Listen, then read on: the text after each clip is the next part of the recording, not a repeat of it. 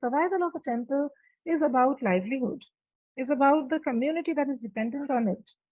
Traditionally, I think most of the Brahmins had the hold or the control over the worship. Even now, it's like that.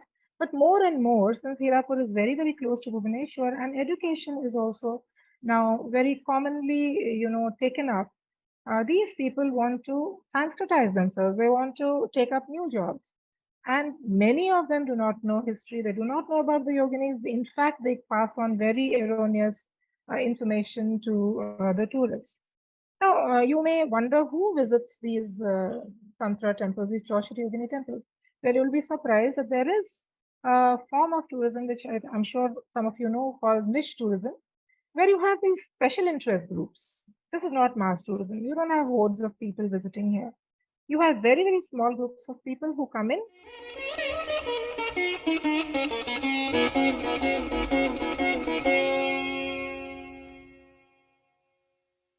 It is indeed a great privilege for me to be a part of this session on Sangam Talks, because I think this is a very well recognized portal on several Indic topics. So it gives me immense pleasure to talk about the empowered women of ancient India, the Choshati Yoginis.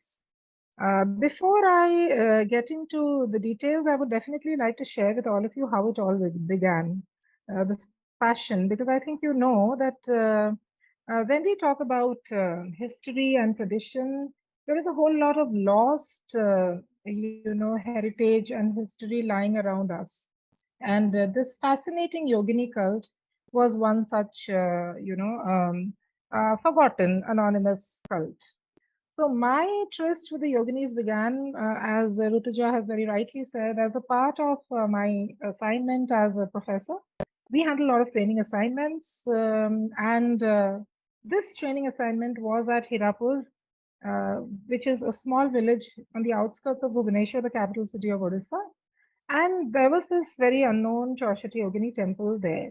Of course, as we go on, once I introduce the cult to you, I will also bring in the topic of how do we rejuvenate these destinations, and what do we do about the lost history and heritage, and how do we, make our young, enthusiasts aware about, these fascinating things of our past. So, of course, I started inquiring. When I saw this temple, I found, something very intriguing about various aspects. And visiting the abode of the yoginis, this Hirapur temple is a small temple. I'll show you pictures very soon. And there are 64 women, absolutely decorated with the latest jewelry, headdress, etc., but with animal heads, bodies of women. I kind of found that a very intensely spiritual experience, and I really wanted to know more about this. Then gradually, when I started inquiring, I found that the yogini cult is present in various parts of India. There are several, rare temples. I will also talk a little bit about them. And this cult, which is essentially tantric in nature, and tantra itself, with all the efficacy of the magical rituals and spells and sounds and gestures, I think you all know it is very inextricably intertwined with tantric traditions, ranging from what is Tantra after all? We are talking a lot about tantric tourism today, so ranging from viewing it as a path of liberation to the relatively widespread associations of the tantric traditions with sexuality, and sorcery as well. I just wanted to, find out more about this.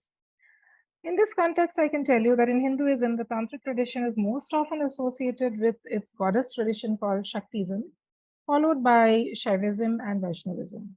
So, in this temple, the Chaushati Yogini temple, not just Hirapur, but also at Ranipur Jharial, which is in another district of Odisha, a very strange thing was that every male deity except Shiva, they are replaced by a female counterpart, including Ganesha. So we will see some pictures of those as well. And all of these goddesses represented varied qualities. They were believed to have magical powers, to their worshippers. So then, Odisha, if I introduce you to Odisha, was initially regarded as a land of villages. It is no more. Today, Orissa is not known as the land of temples alone. Orissa tourism has redefined itself. But if we look at it amidst the panoramic beauty of the hundreds of villages in Orissa, small and big, there are countless temples. Orissa has a problem of plenty. How many temples can you list? As a part of Intact now, we are undergoing, this project of listing temples, and there are thousands of unknown anonymous temples that are being discovered, rediscovered, I would rather say, every day. And these temples house little known goddesses called the Gramadevatas or the Gramadevatis. So sacred place of worship of the Hindus, as you all know, is the temple or the Devalaya or the house of the god. The temple is not just a space, a structure for religious activities, it is a place of community worship, as you all know, of even communication between village folk, of entertainment, aesthetic relish, social togetherness, painting, music, dance, etc.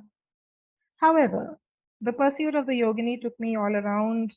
Yoginis were not contained to India alone, so I went to Cambodia and I went to other Southeast Asian cultures where yoginis were known by other names, and probably they can be likened to yoginis. And this growing interest in the yoginis led me to the study of the intriguing world of Tantra.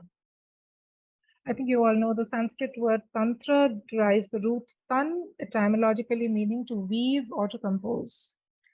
So the body is used to swim across, literally that which makes one swim across the body, transcending the body. And mantra is the one that makes you swim across the mind, man, that is the mind. And yantra makes one swim across forms, that is, yan is form.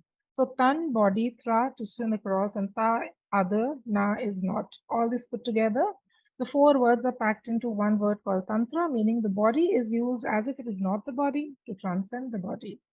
A study of Tantra will, of course, tell us that Tantra in the Indian tradition also means broadly applicable text, theory, system, techniques, and practice.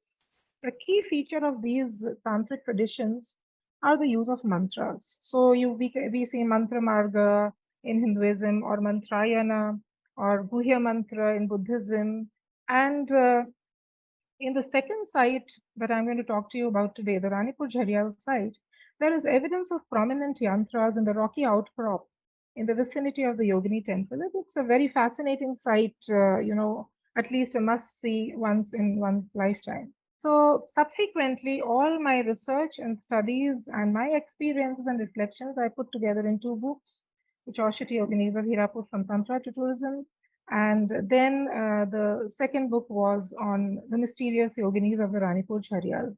Two temples with certain similarities and a whole lot of differences. So as we go on, I will be, definitely taking you across that. But before that, I think let me just, share the screen so that you can at least see the temples and kind of, envision what I have felt during my visit there. So I chose the cover page. This is not a yogini, but a katyayani. There are katyayanis on the outer wall of the temple, and the yoginis are on the inside wall. And I will show you the picture of the yogini as well.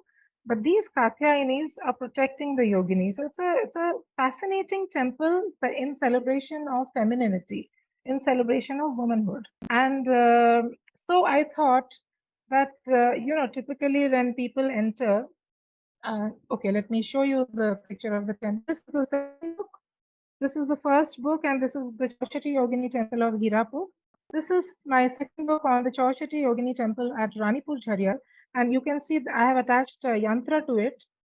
And these are the steps that lead into the temple.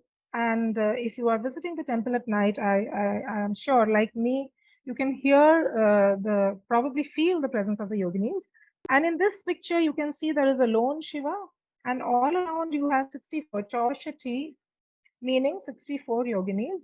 And you can also see that there is a difference between these pictures and the picture at Hirapur because of the use of stone. A whole lot of debate has gone on as to what destroyed these yogini statues. Was it the invasion of Muslim rulers, or was it pilferage? What happened? And I think now, like, everything has been linked to climate. A very important reason was choice of stone. As you can see in Ranipur Jharial, the statues were made of sandstone, and in Hirapur it was different. So anyway, let us get back to the discussion. My favorite quote when I'm talking about yoginis anywhere is that in the beginning, God definitely was a woman, and from her womb, she created all that is. That she is all things, and all things are her.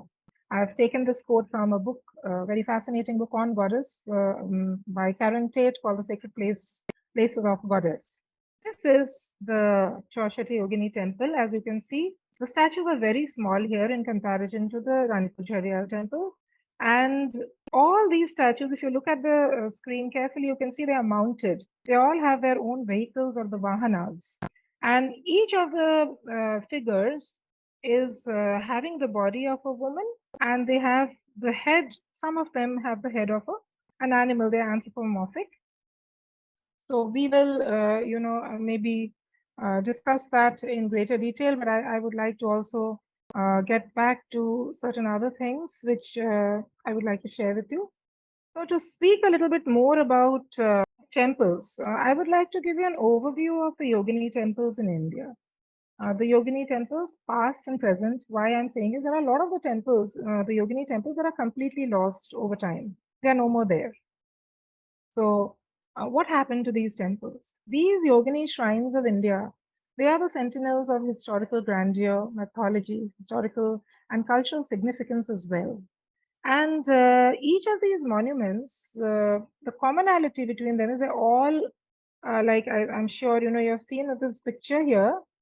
This temple is, the temple is roofless, and they are called the hypaethrial temples. Okay, so hypaethrial meaning that they do not have a roof, they are open, and at the same time, they are all, of course, circular.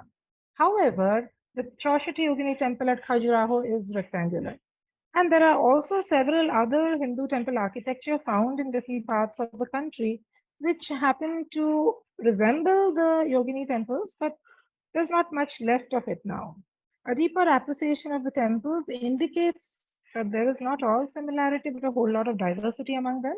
And I will just tell you what these temples are. We have right now Chaushati Yogini temple in Odisha at Hirapur. Then we have one at Ranipur Jharial. We have in Madhya Pradesh, Bhedaghat, Khajuraho, Nitauli, that is Morena, Bado, and Dudahi. And the lost Yogini temples, once again from Madhya Pradesh, from UP, and from Tamil Nadu. From Madhya Pradesh, we have at Lokhar, Sadol, Hinjalgarh, Nareshar. Then in UP, we have Varanasi, Rikhia, and we have one lost temple also at Delhi, Mehrauli, and at Tamil Nadu is Kaveri Pakkam. And when I started my studies, I realized that a whole lot of research had also been done on them. And what was fascinating is that a whole lot of research was also done by a lot of Western scholars. And some of them had been fortunate enough to see some of these temples, see some of these lost statues that are all now in museums, some abroad, some in the country. We now bring you to the Chaushati Yogini Temple, Hirapur. I have shown you some pictures. Now I would like to tell you that these temples celebrate 64 yoginis, 64 goddesses. And they were very, very popular around the 6th, 7th century. And then by the time the Brahminical supremacy came, by the 13th century, they had disappeared altogether. What was this cult? How did it originate? What was the connect with the worship of this cult in faraway places, shrouded in mystery? And you, of course, know that Tantra was shunned by society because some of the precepts of Tantra was not accepted by society. So the Yogini temple right now at Hirapur has all these statues. They are a little bit broken, but more or less intact, I would say, because I have more or less visited all the temples across the country. This is now known as the Mahamaya temple because they have picked up one of its deity, the Mahamaya deity, and most of the people are worshipping them. Mahamaya is, of course, as the Hindu tradition is completely overtaken. So, dressed with a red cloth and vermilion, the deity continues to be very fervently worshipped by the local villagers. And the Chaushati Yogini temple is very, very small. Now, let me come to the question of survival of the temple. What makes a temple survive? Of course, I will end my talk with that, but I must also tell you that the survival of a temple is about livelihood, is about the community that is dependent on it. Traditionally, I think most of the Brahmins had the hold or the control over the worship. Even now, it's like that. But more and more, since Hirapur is very, very close to Bhubaneswar, and education is also now very commonly, taken up. These people want to Sanskritize themselves. They want to take up new jobs. And many of them do not know history. They do not know about the yoginis. In fact, they pass on very erroneous information to the tourists. Now, you may wonder who visits these Tantra temples, these Chaushati Yogini temples. Well, you'll be surprised that there is a form of tourism which I'm sure some of you know called niche tourism, where you have these special interest groups. This is not mass tourism. You don't have hordes of people visiting here. You have very, very small groups of people who come in, and they are tourists who are interested in the yoginis. So, I often interact with many people who come from Europe, from different parts of the US. And if we are not training the local people and they go away with the wrong information, that can be the most disastrous. And the other part is also the carrying capacity of the destination. As you all saw, the temple is very small. How much time does a normal tourist take to take a round of a small temple? Very less. What is going to keep that tourist in the temple? And that is where tourism and heritage meet, and then we can plan out the precepts of heritage tourism. But anyway, I will continue with this. The yoginis at this temple, as I have already told you, at Ranipur Jharia, they are coarse sandstone, and over these thousands of years, these laterite sandstone blocks of stone with laterite as the foundation, have eroded. So much so that in Ranipur Jharia, the faces are totally defaced. I will show you the pictures, and you will see how weather has written its own poetry over the statues. So it is extremely difficult to even identify. Iconography also is lost. By contrast, the yoginis at Hirapur are made of fine-grained gray chlorite. And the inner walls of the Chaushati Yogini temples have 64 niches. There is a small central pavilion in all these temples, and you have the Chaushati Yoginis and in the niches. Of course, I must tell you that in many of these two temples in Orissa, some of the niches are missing because the yoginis are lost. And the construction of these yogini temples of Hirapur was credited to the Bhauma and the Somavanshi rulers of Orissa, who were known not just for their administration, for expanding their kingdom, but also for their tolerance, their liberal philosophy, and their intellectual pursuits. Their rule, in fact, in Orissa, which lasted from mid-8th to around mid-10th century AD, has been depicted as the Golden Age, mainly due to their contributions to the field of architecture, philosophy, and literature. And during this period also, there was a gradual amalgamation of Shaivism, that is worship of Shiva, Shaktism, that is worship of the Mother Goddess, and the Vajrayana or Tantric form of Mahayana Buddhism in these regions. It is in fact believed that the Yogini temple at Hirapur was built towards the end part of the Bhoma rule around the 9th century AD. And these temples indicate harmony, unity, lack of hierarchy, and they are open, as I have already told you. They are hypatrial. They indicate that the sky is the ceiling of the temple. There is no ceiling in between the floor and the sky, connoting a connection with the infinite, the supreme. And of course, there is a Shiva figure in the center, and Shiva is the central deity in all these places. I would also want to mention one, very interesting observation that at Hirapur, the statues of the yoginis are very, very beautiful, extraordinarily beautiful. Faces are beautifully carved. Wherever they are, human faces with very well designed coiffures, headdress of various styles, with ornamentation. And there is one observation that I would like to make here is that it is often said that the yoginis are erotic. However, I would like to mention that all of these yoginis are clothed.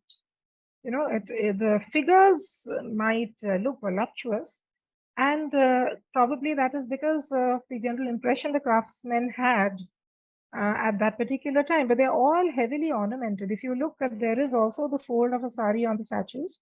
And that is something very interesting. The sculptural traditions with extraordinary craftsmanship can be noticed at all these places. At the Hirapur temple, you have the yoginis conveying power, conveying empowerment, standing on the vahanas on their vehicles. And at Ranipur Jharial, all of them are standing in one Odissi pose. Odissi, of course, is a classical dance form associated with Odisha. So a lot of these people initially felt that they were tribal goddesses. And of course, I think that Tantra had a lot to do with, picking the Grama Devatis as their goddesses. So maybe there was a connection. But when we look at the footwork of these goddesses, it is seen that it is resembling an Odissi footwork also. So, these two temples throw light on the role of worship of feminine cults at that time, which played a very, very important role through the synthesis of major religious traditions in medieval Orissa. Of course, I will be showing you the pictures gradually, and as I have already told you about few temples, I would not really like to talk more about these temples. My book contains, greater detail about these temples, but I will, of course, mention a little bit about yogini worship. And the yogini cult, I have already told you there are several theories which, talk about how yoginis originate. And we have the Vedic literature, which says that the yoginis are the manifestations of Mother Goddess. The Markandeya Purana, which says that the creation of Shakti or Goddess Durga, the supreme power, during that time, they wanted to end the rule of Raktavirya. And Raktavirya was killed, so the yoginis were required to drink the blood and have immense power. So several theories are there. And then you have mythologically, you have several other stories. You have the story of Shakti and Tantric adaptation of the Chandi Purana, etc. However, I would like to just, inform a little bit about the yogini worship, typical yogini worship that is done. Because there are a lot of myths that are circulated about, extremely, disturbing tantric practices. The cult is, of course, influenced by tantric rituals, and a great deal of the worship was linked to black magic, what people believed. But I would like to say one thing, that a lot of these temples, there's a lot of rumor about human sacrifice. But this cult has never harmed living beings and never conducted human or animal sacrifices. Of course, there is a ritual called Shavchedan, and the Shavchedan is like beheading a person, but that is always done by picking the body of a corpse. And that is the reason why you can see that most of these, yogini worship rituals are done at night. And also, there is another thing, Tantra Puja, I'm sure many of you might have heard, is associated a lot with cemeteries. But, there are a lot of people who say that the worship is done in very, secluded parts of the cemetery. And that is probably because they have been in search of corpses. So this presumption, again, I think would, be not exactly right. Let me take you back to some of the pictures once again. So now what has happened is, with the popularization of these sites with social media, now you may ask me, how did people actually get to know about these sites? I'm sure all of you are aware that a whole lot of this has been made possible because of social media circulations. However, you all must also understand that social media sometimes can contain a lot of erroneous facts. So we need to be a little careful about the documentation that is shared in social media. But yes, photo points these temples are. There's a whole lot of debate going on by ASI as to how, statues are affected by a whole lot of flash photography. And recently, ASI has come up with a whole set of rules regarding payment to be made before, you have these wedding shoots, etc., that are going on in temples. So I'm definitely sure that, certain rules need to be evolved, because these temples are already, in dire need of conservation. And every single day we are probably leading, them towards greater destruction. So we need to be a little careful about that. So this I have already said is the Chaushati Yogini temple at Hirapur. As you can see, these red, clothes are indicating worshippers, local village people who come and worship. And then, like basically a little bit about the yoginis, which we have already discussed. Vidya Dahejia is a name that is celebrated when we are talking about yoginis, because one of her books was probably the initial compilation of information regarding yoginis. Prior to that, this was not there. She also mentioned a very relevant point that it was only Tantrism that elevated local deities to the level of goddesses at a higher strata of society and as yoginis. So the Grama Devatis were picked up to become yoginis, and there's a whole lot of confusion regarding the naming of these yoginis, but then, we have also the listing done. And then these are again some of the unique features. I think this picture is a little more clear. So as you can see, this statue, very clearly you can see that mounted on an elephant. And I was just talking some time back about the ornamentation. So you can see the waist girdle, the headdress, and it is fascinating if you see it, in real. This is the temple, and you can very well realize how small it is. And the book that I had shown, this is the Katyayani. So people enter through this, and this is an open temple. And when we look at heritage tourism, when we are talking about people, footfall, increasing footfall so that people come in and, the place is taken care of, maintenance is done. Can you just imagine how much time people are going to take to visit such a temple? Very, very less. And we are contrasting this with Bhubaneswar, which is a land of more than 100 temples. So what is the pull factor? What is it that is going to take people to the Chaushati Yogini temple, to the interior of the outskirts of Bhubaneswar, and not Lingaraj, or not the old Bhubaneswar, which is a conglomeration of fascinating temples? So this is again what I will end my talk with. This is, I think I wanted to show this picture to you because this is what she is believed to be drinking blood. She's holding a shell and she is drinking blood. And I think I'm sure all of you will understand that this indicates power. So some of these yoginis have the Kapalika or crematory iconography, like drinking from a skull cap that I just showed you. And in this temple, you have Chamunda, Bhalluka, Aghora, Vindhyavalini, and they are the ones who are more powerful because they are more aggressive in the iconography. This is the central deity, and you can see the Brahmin sitting here and doing the puja. And the central deity is so very much covered that it is a great problem to see the picture. And also the cloth, as you can see, covers two other yoginis on the side. However, it is also believed in Hinduism that the goddess has to be decorated. The goddess has to be decorated with a cloth and she cannot be left bare. So I have already told you about the notion that they are not actually bare. The other thing about the worship of the yoginis is that the typical, worship, the shlokas are no more used. I can just recite two lines of a very popular shloka which is used in the Yogini temples. Om Jayanti Mangala Kali Bhadrakali Kapalini Durga Shama Shiva Dhatri Vahaspadha Namostate, etc. So when I went and I asked him, why aren't you narrating these? These are the ones which you should be speaking. So, constantly I'm trying to tell you that a lot has been lost. And he said that, no, nobody understands these shlokas, and that is why I picked up Yadevi Sabhabhuteshu.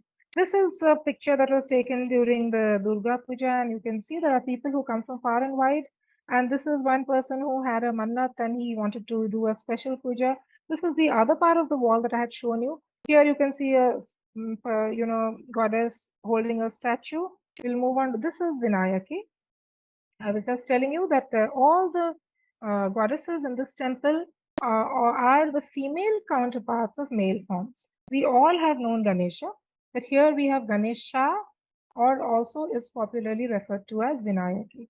And this is again a very fascinating aspect because in certain yogini temples you find Vinayaki. And then we come to the current thing, but I'll take you to the statue first. Yeah, we are talking here about a concept of yoginis as empowered women, and this I think becomes very relevant in the current context as to why are the yoginis relevant today? What is it that is making them, a source of interest to women? And when I'm talking about this, I would like to tell that, as a part of the tourism institute that I belong to, I work, there is a Korean model that we are now trying to apply in temples here. Here, the Korean model is where there is a very popular form of travel these days called solo travel, where women, mostly 90% of solo travelers are women, and they go to these temples. They just want an ambience, and these are spiritual tourists. They are not religious tourists. They are not going there for rites and rituals and puja and worship and shlokas. No. They don't need a guide. They don't need a puja. They don't need a mentor. They are there to meditate. You just have to give them an ambience. And there are certain temples in Korea who have even built small little dormitories and rooms in close proximity to the temple. So that is something which, can be contemplated. But what I would, this Yogini Saraswati, who has the body of, you can see here, let me just take you to the other slide. She is almost an Ardhanarishwar, half man and half woman, masculine and feminine combined together. And if you look at it minutely, you can, I'm sorry if the picture is not very clear, but can you see one hand twirling a mustache while holding the veena? Because I think, Saraswati is the goddess of music and wisdom. So invariably, Saraswati is seen with a veena. But here, she is also a man. So she is twirling a mustache, indicating that we have masculine and feminine traits in every woman. This can be such an iconic image in current times. So I would say that the temple, has a lot of immense relevance. We have Rati. Rati, I'm sure you know, is the goddess of eroticism or love. Rati, the yogini, who is the wife of Kamadeva, she is transcending her spousal role here and has taken on a very ferocious role. And like I've told you, there are a lot of yoginis here who have animal faces. Let me now take you to the wonderful temple of the Chaushit yoginis at Ranipur Jharial. And when I do that, I would definitely like to speak a little bit about the Ranipur Jharial goddesses. I hope you can see here a grill, a blue colored grill that is there. And do you see the size of the statue? The size of the statues is almost 3 times more than what we saw at Hirapur. So these differences are there. But this is on top of a hill. And for miles around, there is no house. So you can imagine the power, you see the sky above. It's at twilight, this photograph has been taken. And it definitely, creates ambience where the spiritual tourist, kind of feels at one with the unseen force or whatever you would like to call it. This particular temple is at close proximity to a few other temples in the proximity, and it was actually built by the Somavansis. And here again, it is believed that this is a confluence point of Shaivism, Vaishnavism, Buddhism, and Tantrism. All these came together. And you can see here that the temples are actually, the statues are made of sandstone. At least 15 yogini statues here are found holding the trident. They are more ferocious, where in Hirapur you find more coy and more gentle, goddesses. Here they are more ferocious. And many of the goddesses have 3 faces, indicating, a kind of control and command over all directions. And many of the yoginis found here are not found at Hirapur. So this is a very important point, that different yogini temples have, also the number varies. 64, in some it was 40, in certain others it is 84, and the names vary naturally. The statues also vary. There is no sign of Chamunda, who is the ferocious one at Hirapur, and you don't have, Kaumari. So basically, there's a lot of difference. As I have already told you, this is coarse sandstone, where you have chlorite, and 14 yogini images at Ranipur Jharial have animal heads. So you can see then that Another major point of difference between Hirapur and Ranipur Jharial is the footwork. I don't think I have images of the footwork, but well, you can see this. This is a animal head, as you can see, a beak-faced goddess.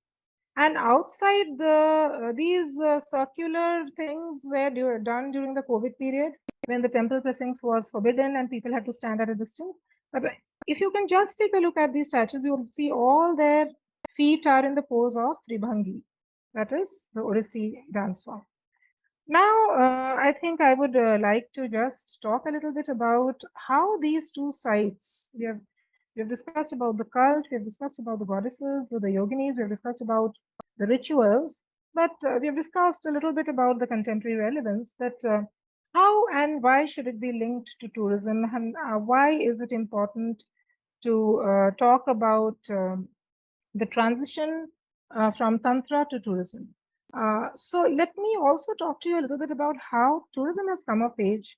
And there are a lot of these new era tourists who are not just talking about religion or, site visits, but they are talking about a need or a special interest. Like I was just telling you, when COVID happened, and war and terrorism, natural calamities, all this, do you think it has ever been a deterrent to travel? It has never been a deterrent to travel. I'm specifically focusing on this because one of the important aspects of my talk has been how do we make, try to use the tourism, untapped tourism potential of these sites.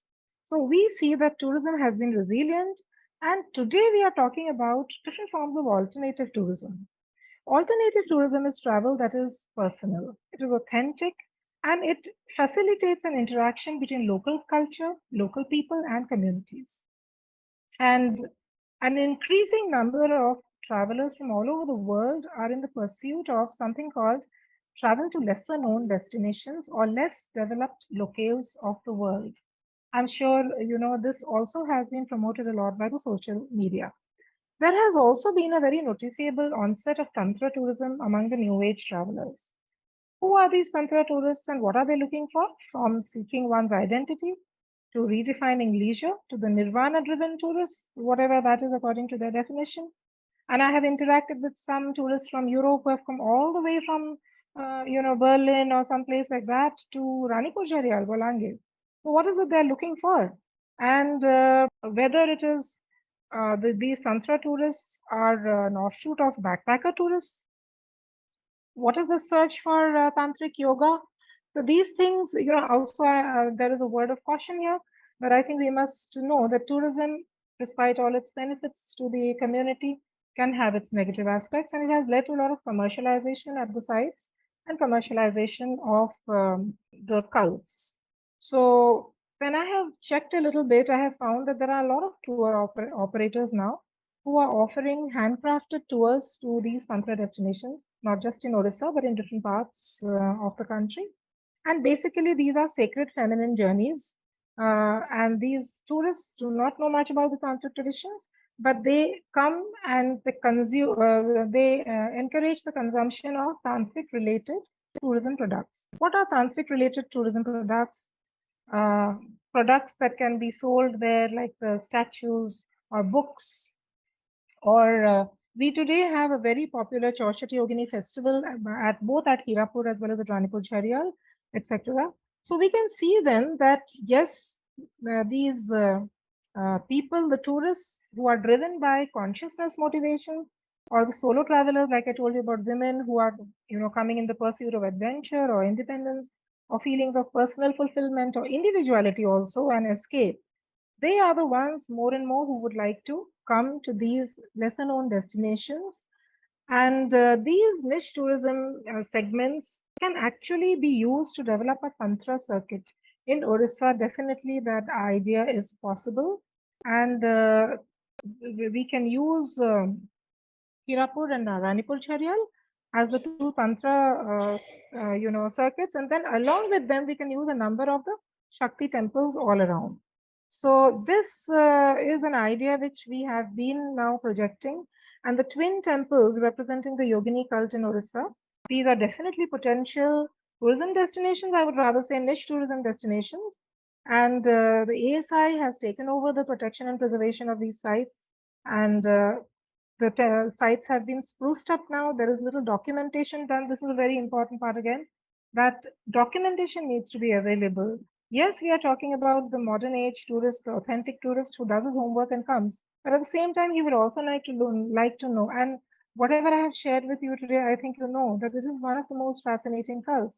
And then when you go across the names of all of these statues, it is yet another, kind of very revealing, journey. So I strongly believe that the Department of Tourism of all these states can take this up and can promote tourism in a contained manner, bringing in sustainability. And I have a list of the tour operators also who are working, like Orissa Tourism is having tours there, Heritage Tours Orissa, we have Travel Link Private Limited, illicitoRissa.com, the IndianTrip.com, etc., who are working there. There are problems of picnickers, there are problems of a little bit of looting and pilferage, a whole lot of photography, etc. And there are rules made by ASI, by INTAC, by the tourism department to control this. There is local police guarding these sites, but it is absolutely significant to note that the destination has tremendous potential among not just the niche tourists, we can't rule out the mass tourists as well.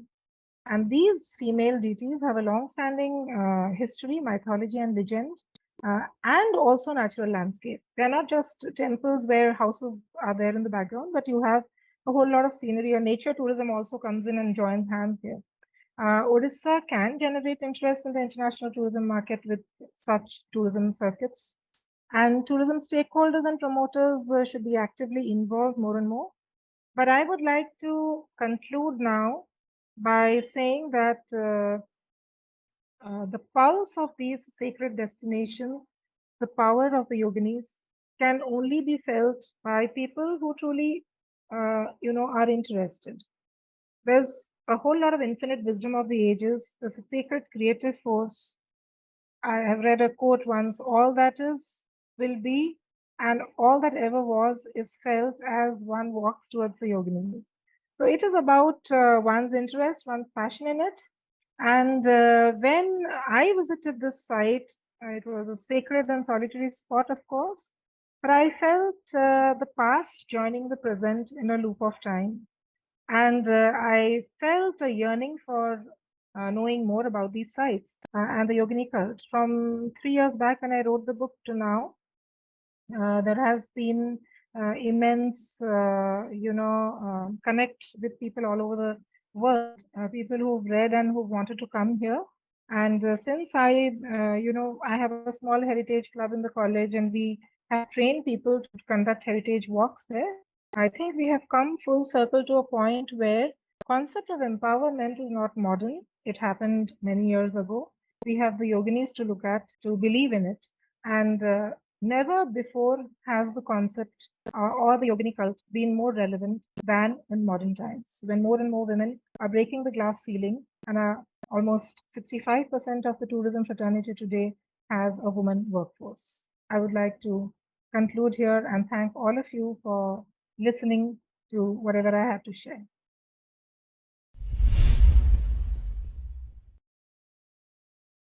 Namaste, Adyashaji. Thank you for the very interesting talk. I wondered, there must be so many Devi cults, and Yogini cult is one of them. What are the characteristic features of this Yogini cult that set it apart from other Devi cults? Yeah, I think a little bit of this I have already discussed in my talk as to what is it that, sets the yogini worship, makes it distinct from the others. And I think it is essentially the use of a whole lot of the tantric rites and rituals. And today, the worship that is happening in the yogini temples is misleading, because if you go, it is just like any other, worship being done anywhere else. But, during the 6th, 7th century, when the Yogini cult was at its prominence, you had these pujas done. Mostly the worship was done late at night in cemeteries, areas that were secluded, and the Shavachedan was a very important part of the, rites and rituals. And also, mostly, a lot of people believe that there was a whole lot of use of animal sacrifice, human sacrifice. We, in Orissa, whatever investigation I have done in the villages, I have been given to understand that it did not really take place. And the Shavachedan was always to do with the corpses. The second thing is a villager worshipping a Devi. I think all of you are aware that all the Devis are extremely good looking. Have you ever, thought why that has happened? Why is it that all our gods and goddesses are extremely good looking? That is because we believe that they are perfect. And whoever it is that has, carved them or crafted them has done their best to, personify whatever in their, knowledge is the best. But here you have villagers coming to worship a skeletal frame of Chamunda or a very ferocious Bhalluka or, there are a lot of, these extremely scary iconography of goddesses. So the connect that people had with a goddess like that yes, this goddess with this kind of iconography will protect me is some, and these were also traditionally all masculine traits, as you know, aggressiveness in a god, holding a trident or holding a sword, etc., was mostly found in male gods. So this is again something which was very unique here. And you had goddesses who were dancing. Goddesses normally are very serene. So there are several such differences that could be found in this cult. I wondered, you mentioned some of them had female bodies and animal heads. What did those signify and represent? Yeah, this I think I already also covered in the talk where I said that the anthropomorphic gods and goddesses where we find, the animal heads and the human forms are again this very unique blend of masculine and feminine traits. There is a lot of literature where we have found out in Odia, of course, proverbs and quotes where they say he rode like a lion. He, the masculine person rode like a lion, or all these, connections with animal traits. The other thing was masculinity and femininity traits, like I said, and a woman can also be assertive. A woman can also be aggressive. At those days, in those days and times, was unthinkable. The third interpretation would also be that most of the Tantra ritualists and most of the Tantra worshippers did not want too much crowd, and it was kind of a very, very forbidden cult. And it was believed that the image of the goddesses who have such scary features would put the villagers away. And I have spoken to a lot of these villagers.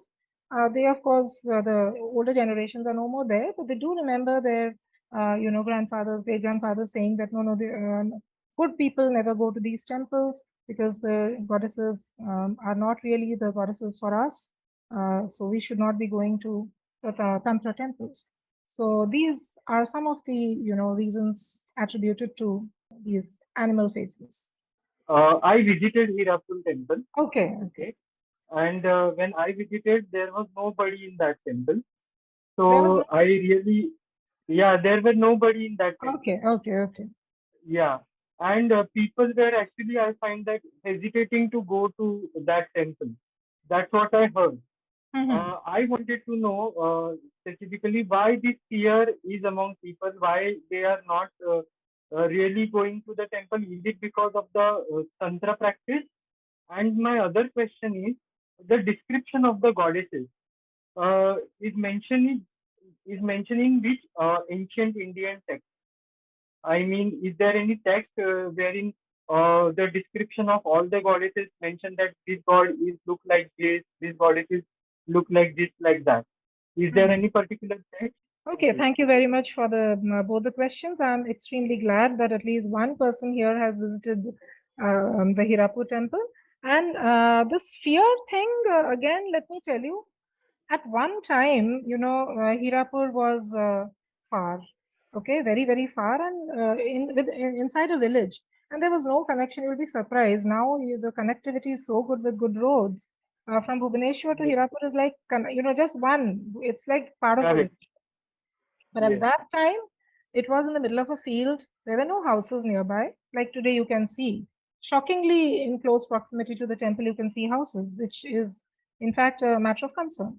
So, those days, seclusion, isolation of the temples, the fear of Tantra, which was not an accepted, form of worship, not an accepted cult. Most of the kings who built these, temples built it for power. It was believed that Tantra Puja would bring them power. It was also believed that in Gwalior, Man Singh had done yogini worship, for power, for winning battles or whatever. It was not the prescribed within quotes, form of worship. I have already told you the animal faces was scary. It was not the traditional beautiful goddess which people could, worship. And and the Tantra rituals, which I have just explained to you, Shavachedan in the middle of the night, sitting, doing the worship, and the rites included, Madhya, Mansa, all these, things. Maithuna as a medium to self-actualize, all these things were not acceptable by the local people. So it was shunned. But today, rest assured, there is no fear. In fact, I must share a personal experience with you. I really wanted to feel that fear. In all my visits, thousands, I think hundreds at least, 100 times I visited that temple. Fear has never been there. So I visited the temple once at 2 a.m. in the night, and there was still no fear because there were light bulbs around and there were houses all around. I'm sure you know that in many countries, uh, the state department or the government does not allow the construction of houses in close proximity to temples, primarily because of an attempt to protect the ambience of the temple. So the fear is something which is more commercial these days. It is, as I have told you, as I concluded, that belief in yogini is a matter of the mind, and it's a whole lot of, kind of, what do you say, myth, a myth that they will, harm you in some way. Not really true. The second question you asked about which book, well, some sources I did mention that these are the sources.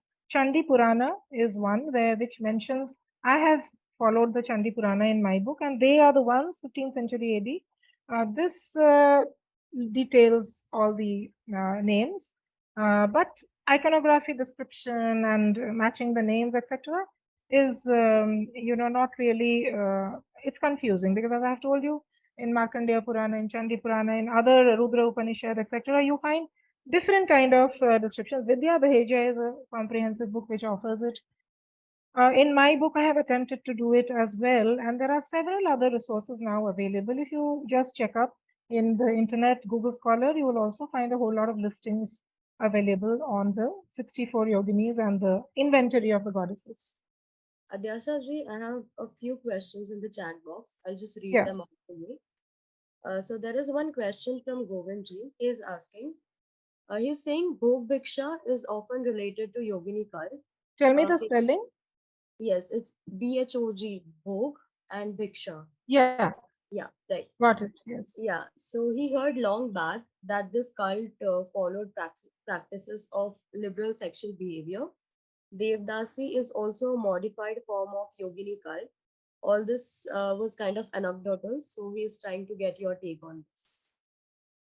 Yeah, I think I already told you about the concept of the sexuality part, that Maithuna, it was believed that Maithuna, Madhya, Mamsa, Maithuna is one medium of self-actualization. So a lot of the tantric tourists who are luring Westerners to India have kind of used a very loose form of this.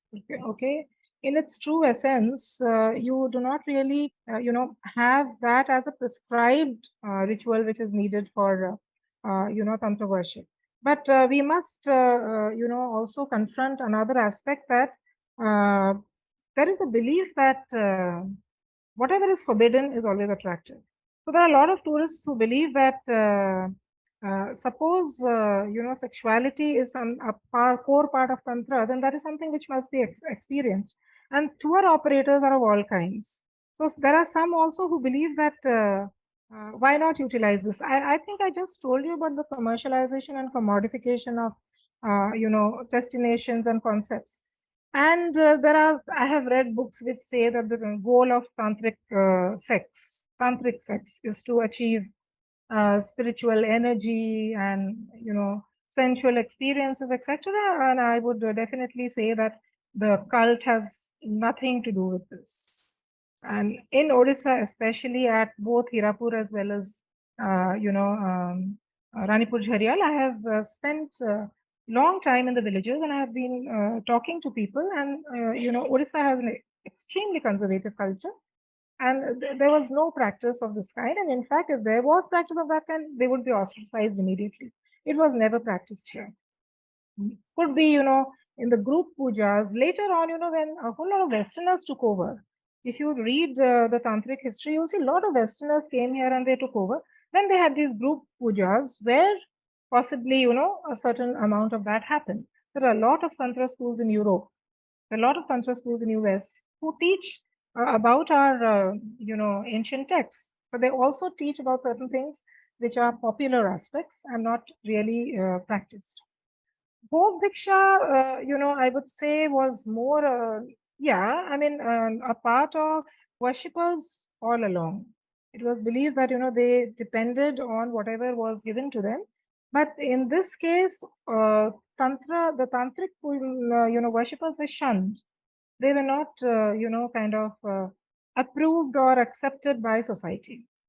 I will give you the example of around 20-25 years back, when the last of the Tantra worshippers were there. Today, in most of these Tantric temples, you don't find the Tantric puja. Okay. So they had these bones, and they would, put it near the ear and talk. They would go around in Odisha from house to house saying, is your child sick? Then I can cure your child because I can talk to Chandika. And certain amount of food was given to them, as is given to anyone else. So Bhog Diksha essentially has never been identified with the rituals, rites and rituals. So there is one more question from Alok Tripathi. He's asking: Is yogini worship is yogini worship just practiced in temple, or is it allowed to practice this in home also, as we do with the other day? Yeah, that's a very interesting question, because typically yoginis are not kept at home, except probably my home. I think, there's a belief that, as I already told you, the very reason why people didn't want to go to the temples is they're not the acceptable form, a very beautiful face, calm, serene, bringing about good vibes, And who has told us that this is man-made? This is man-made, I would say, because we had very less women than as was, the pujaks. So we had a whole lot of belief that they were cemetery goddesses. They are goddesses which bring about the wrong kind of power. So they should not be kept at home. I do remember when I ordered, there is a small craft store in front of the Hirapur temple. There's this man struggling to make his livelihood out of, selling yogini paintings. And he's very unsuccessful. People don't buy it. Rather, they say, can you give me a Durga painting? Can you give me some other painting? But definitely not Chamunda, definitely not some ferocious goddess. You are very, very right. In fact, I remember I asked a painter to draw a 64 yogini, painting on my wall at home, and he refused. He said, no, I cannot even draw because it will take my power away, some concept like that. I must tell you that we are still not free from superstition. We are still not free from some of these very old and erroneous beliefs. So I went ahead and ordered a painting, and I have been hanging it at home. Again, I would say that it's a matter of belief. Yoginis can be worshipped anywhere. It's, after all, a stone statue, and you infuse it with strength and power by the strength of your belief. So we have one more question from Preeta ji. So I have a couple of questions. We have two Chosati Yogini temples in Odisha, as you said, and there are some in the undivided Madhya Pradesh and Chhattisgarh now, like Morena and other places. Yeah. So as far as I have read, like there were many more Chosati Yogini temples in this particular cultural continuous belt, right? Like apart from these 5 which are which are there, have any other references, like how many more used to be there and not? Yeah, of course. I guess you might have joined a bit late, because I did speak about this in the initial part of my talk, where I mentioned that right now the temples that are in good condition, and where some of these are living temples, some of these are not. Like Ranipur Jharial is not really living in the sense of no worship being done. I mean, a puja comes once in a while and does worship to the Shiva statue. But in the Chaushati Yogini temple at Hirapur, Mahamaya is worshipped. So you have in Odisha, Hirapur and Ranipur Jhariyal. You have in Madhya Pradesh, Bhedagat, Khajuraho, Mutauli Morena, Bado, Dudahi. And Bhedagat is in excellent condition. Morena, I have just returned. I have visited it several times. It's a steep walk up. As you can see, all these temples are secluded in isolation. They are located at a faraway place. So this has around 100 steep steps and you have to go up. And there's not a single statue because all statues are in the Gwalior Museum and elsewhere. Khajuraho is the only rectangular, temple, and it has no statue, not a single statue. And there was a Yogini statue even in Khajuraho. So you can see, and then you had Bado, Dudahi, where only few statues have been discovered. But there are a number of other temples. You can see then how many temples all across the length and breadth of India, because the lost temples are, as I had already said, in Madhya Pradesh, Lokha, Shadol, Hinjalgarh, Narishar. Then you had the Tamil Nadu, Kaveripakkam. You had one in Delhi, in Mehrauli, where I went, and today there is no sign of that temple because you have a completely built temple there. And then you have in Uttar Pradesh, Varanasi and Rikhia.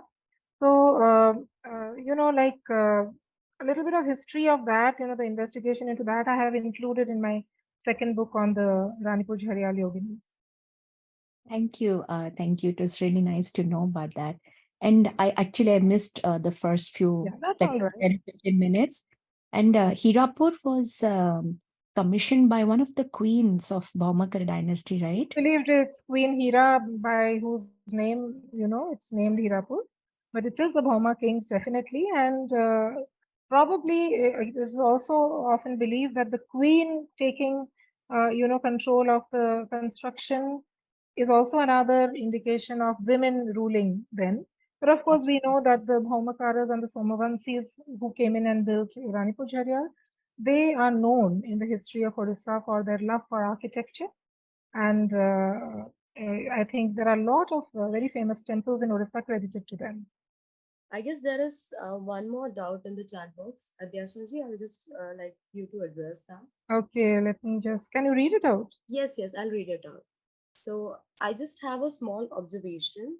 Cult is a word that invokes a negative connotation in today's time.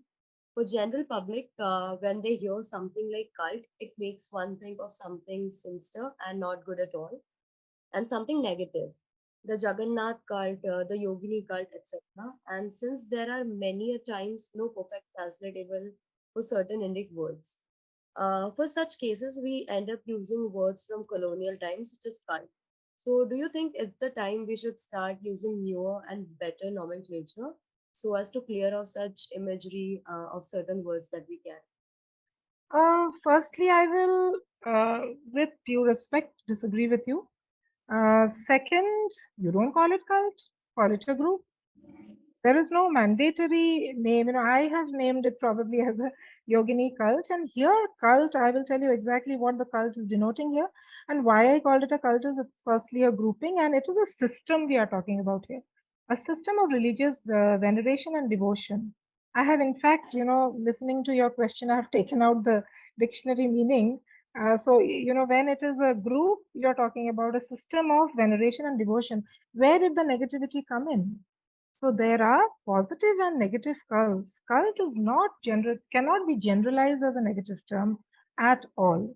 And it is called a cult because there are a group of people who staunchly believed in it, staunchly did this practice for from 6th to around 13th century, and then it disappeared. Right. Today we have popular cults, youth cults, juvenile cults, which could be harmful. So you're very right in saying that, yes, we can start giving it name. But let me tell you, they are not called Yogini cult at all. The name we have given. So you can always choose as a name like group because they are actually goddess groupings. They do not exist on their own. You don't have any single Yogini temple anywhere. You always have a number associated with them. But that is also an interesting question. Thank you.